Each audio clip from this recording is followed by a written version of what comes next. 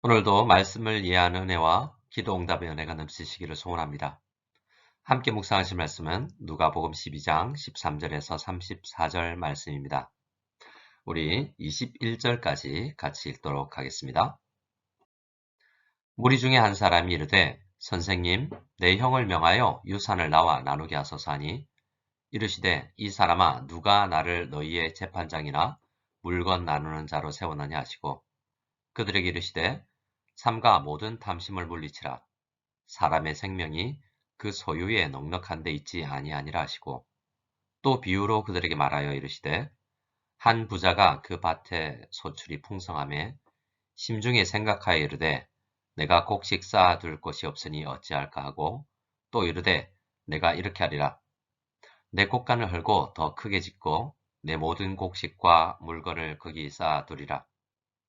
또 내가 내 영혼에게 이르되 영혼아 여러 해 쓸 물건을 많이 쌓아두었으니 평안히 쉬고 먹고 마시고 즐거워하자 하리라 하되 하나님은 이르시되 어리석은 자여 오늘 밤에 내 영혼을 도로 찾으리니 그러면 내 준비한 것이 누구의 것이 되겠느냐 하셨으니 자기를 위하여 재물을 쌓아두고 하나님께 대하여 부요하지 못한 자가 이와 같으리라. 아멘. 오늘 우리가 묵상할 말씀은 우리가 이 땅에 존재하는 목적이 무엇인지에 대해서 예수께서 가르치시는 부분입니다. 오늘 말씀을 통해서 우리가 이 땅에서 살아가는 이유가 무엇인지 다시 한번 점검할 수 있기를 바랍니다. 예수님을 따르는 사람들이 많았는데요. 12장 1절을 보면 어떤 날은 수만 명이 예수님을 만나기 위해서 모이기도 했다고 합니다. 그러한 많은 무리 중에 한 사람이 예수님을 찾아와서 예수님께 도와달라고 합니다. 도움을 청하는 내용을 들어보니 부모에게 물려받은 유산과 관련된 것인데 형이 유산을 모두 가져가고 동생인 자신에게는 나누어 주지 않았기 때문에 형에게 명령을 해서 유산을 나누어 달라고 청한 것입니다. 이스라엘에도 법률이 있고 재판관이 있을 텐데 왜 하필이면 예수님을 찾아왔을까요? 다양한 이유가 있겠지만 아마도 이 사람이 말하는 부모의 유산을 독차지했다고 하는 형이 예수님을 따라다니는 제자 중에 하나였을 가능성이 높습니다. 그래서 형이 존경하고 따른다고 하는 스승인 예수님이 그 형에게 이야기를 해주면 자기 몫의 유산을 찾을 수 있다고 생각했을 가능성이 많은 것이죠.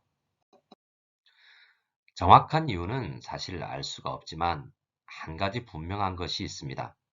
형이나 아우나 재물에 대한 상당한 욕심이 있다는 것입니다. 당연히 부모의 유산을 동생과 나누지 않는 형은 물질에 대한 집착이 심한 사람이겠죠.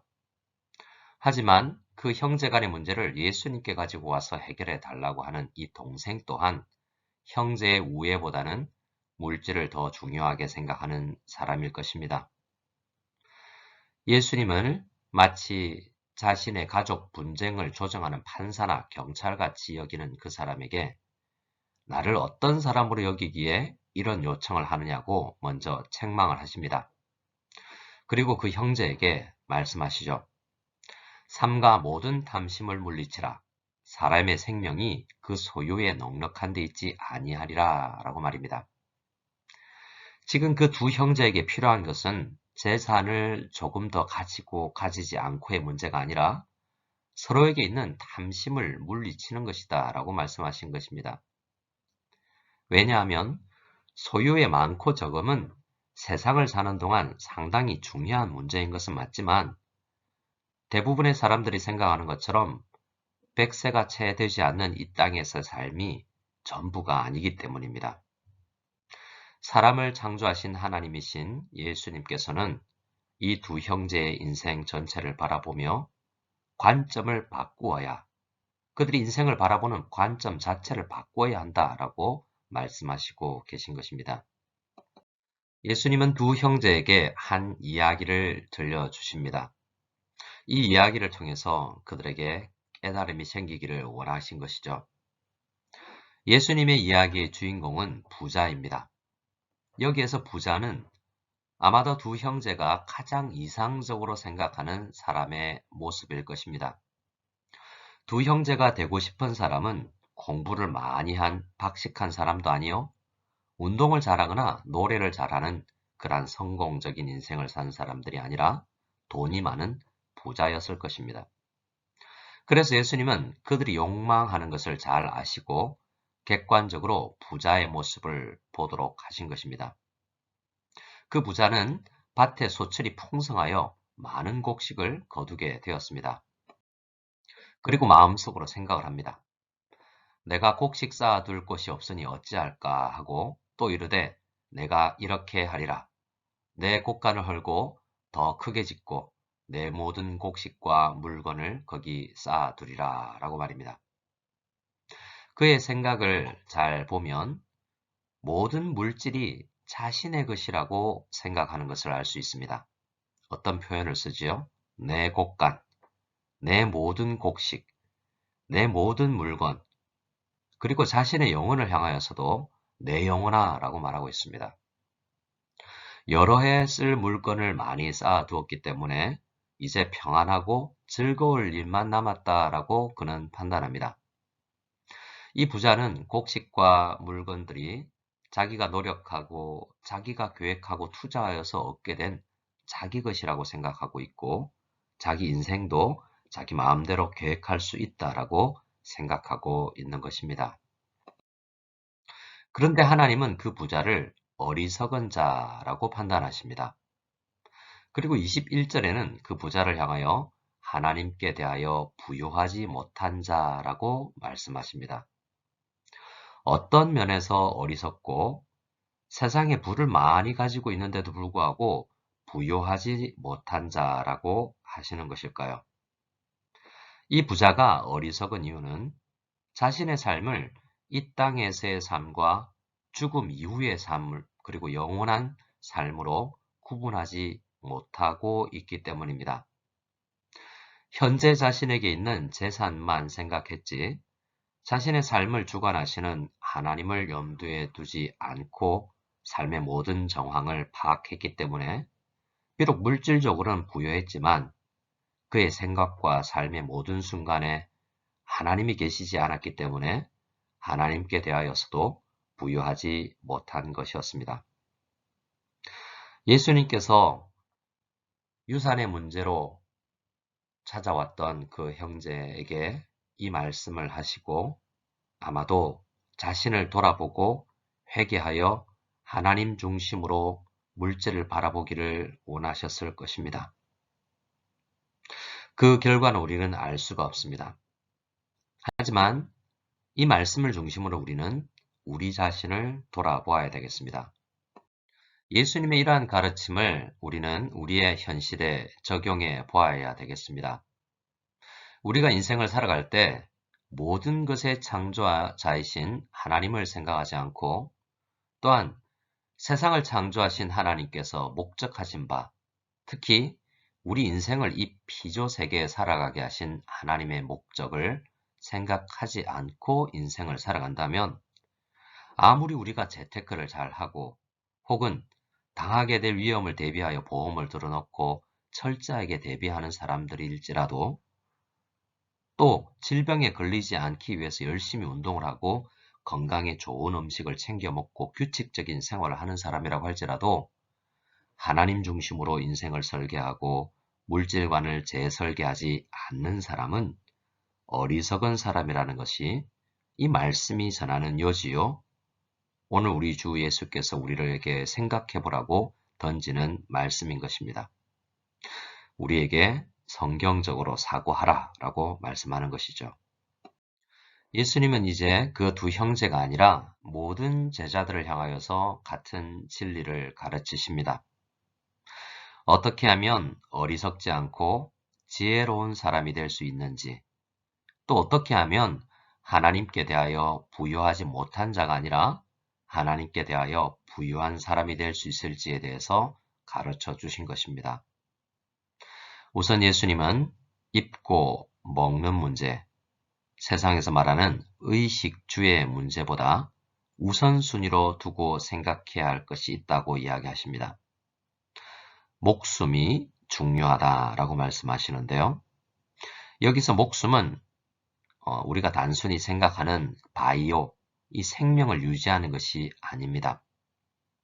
인생 전체를 무엇을 위해서 살아가야 하는가라고 생각하는 인생에 대한 목적이라고 생각해야 할 것입니다. 하나님이 우리 인생을 어떻게 계획하시고 무엇을 이루어야 될 존재라고 생각하는지가 의식주보다 더 중요하다는 것입니다.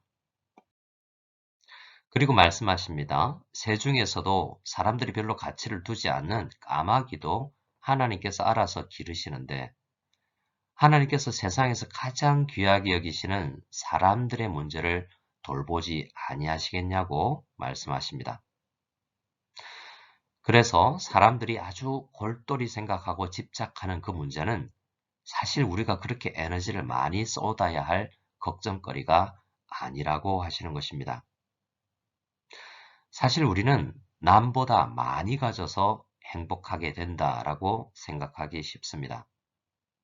행복을 이렇게 비교의 차원으로 생각한다면 나보다 더 불행한 사람들이 많아야만 내가 더 행복해진다라는 말이 될 것입니다. 그러나 바른 행복은 누구와 비교해서 오는 것이 아닙니다. 더 많이 가지고 누리는 것들은 우리가 인생을 살면서 비록 중요한 문제이긴 하지만 언제든지 변할 수 있는 변하는 것이요. 때로는 우리가 어떻게 조절도 할 수 없는 부분인 것입니다. 이어서 염려로 키를 한 자라도 더할 수 없다라는 진리를 말씀하시고 백합화를 예를 들어 다시 한번 우리가 하나님 아버지께 참으로 귀중한 존재다라는 것을 생각하게 하십니다. 예수님은 우리가 하나님 없이 골똘히 생각하고 수고하는 그 모든 에너지들을 염려라고 정의 내리십니다. 그런데 상당히 많은 사람들이 하루를 염려로 채우고 살아가고 있는 것이 현실입니다. 예수님을 믿는 성도들도 크게 다른 것 같지 않습니다. 왜 우리는 예수님을 믿는다고 하면서도 예수님의 관점으로 말하는 이 염려로 인생을 살아가게 되는 것일까요? 우리가 이토록 염려하며 살아가는 이유는 삶의 목적을 바로 알지 못하는 데 있습니다. 세상이 말하는 성공이 목표가 되면 좋은 대학을 가야 하고 좋은 직장에 취직을 해야 하는 세부적인 목표가 설정이 됩니다. 그리고 좀 더 확실히 그 목표를 이루기 위해서는 돈이 필요하고 성공할 때까지 든든한 후원도 필요합니다. 하지만 하나님은 우리에게 그러한 목표 설정이 세상을 창조하신 하나님께서 우리에게 요구하는 목표인지 확인하고 우리의 인생을 살아가라고 말씀하고 계시는 것입니다. 인생을 살아가기 위해서는 배워야 하고 입어야 하고 먹어야 합니다. 그런데 예수님께서는 말씀하십니다. 인간을 창조하신 하나님께서 어찌 그것을 모르시겠냐고 말입니다. 우리를 우리보다 더 잘 아시는 하나님께서 말씀하고 계신 것입니다. 우리가 정말 올바른 삶의 목표를 찾지 못하면 덜 중요한 것들로 온통 마음과 생각을 채우게 된다고 말입니다. 그렇게 덜 중요한 것들로 온 인생을 가득 채우고 살아가는 인생은 그런 성도의 인생은 믿음이 작은 인생이라고 말하고 계십니다. 하나님을 믿고 구원받은 백성들도 정확한 인생의 목표를 깨닫지 못할 수도 있다는 말씀이시죠. 그래서 이것은 쉬운 문제가 아닌 것입니다. 하루 묵상으로 해결될 문제도 아닙니다. 성도가 인생을 바르게 설계하는 것은 성경적인 가르침으로 우리 자신을 돌아보는 부단한 과정을 통해서 형성이 되는 것입니다. 예수님은 자신을 따르는 제자들에게 말씀하십니다. 하나님의 나라를 우선순위로 인생을 재설계해야 한다라고 말씀하시는 것입니다. 우리가 살아가고 있는 중국과 한국에서 성공에 대한 담론은 세상이 이끌어가고 있는 것 같습니다. 하나님 나라를 중심으로 인생을 설계하는 것이 극히 드뭅니다. 교회조차도 세상적 가치관으로 교육을 하는 경우가 허다합니다. 성경에서 말하는 하나님 나라의 큰 그림 속에서 교회와 인생이 차지하는 위치를 바로 깨달아야만 사명에 대한 생각을 바로 해야만 하는 것입니다. 교회 또한 전체 하나님 나라에 있어서 유한한 역할만을 맡고 있습니다.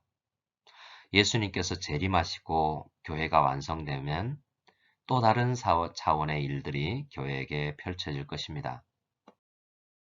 우리는 유한한 시각으로 유한한 것들을 바라볼 수밖에 없는 유한한 존재들이지만 마치 보물이 있는 곳에 마음이 가는 것처럼 지속적으로 하나님 나라를 귀하게 여기고 하나님 나라의 중요성을 발견하고 지속적으로 하나님 나라 중심으로 우리 인생을 돌아본다면 보다 분명한 하나님께서 원하시는 우리의 삶의 목표를 깨닫고 또 우리의 삶을 설계하게 될 것입니다. 오늘 말씀을 통해서 내가 하나님께 대하여 부요한 자가 되기 위해서 성령 하나님께 지혜를 구하시는, 그래서 인생의 바른 설계를 할 수 있는 우리 모두가 되기를 원합니다. 우리 함께 주기도문 드리겠습니다. 하늘에 계신 우리 아버지여, 이름이 거룩히 여김을 받으시오며 나라가 임하시오며 뜻이 하늘에서 이루어진 것 같이 땅에서도 이루어지이다. 오늘 우리에게 일용할 양식을 주시옵고 우리가 우리에게 죄 지은 자를 사하여 준 것 같이 우리 죄를 사하여 주시옵고 우리를 시험에 들게 하지 마시옵고 다만 악에서 구하시옵소서. 나라와 권세와 영광이 아버지께 영원히 있사옵나이다. 아멘.